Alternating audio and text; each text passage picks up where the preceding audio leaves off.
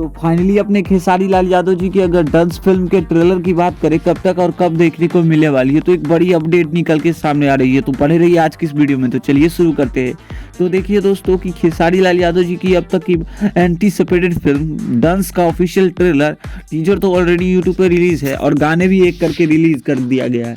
लेकिन बात करें इस ऑफिशियल ट्रेलर की, तो आप सभी को बता दूं कि मतलब 10th बोर्ड जो है, मतलब Bihar board, UP board, Jharkhand board या अदर कोई सा भी बोर्ड हो, वो सबका एग्जाम फरवरी में है।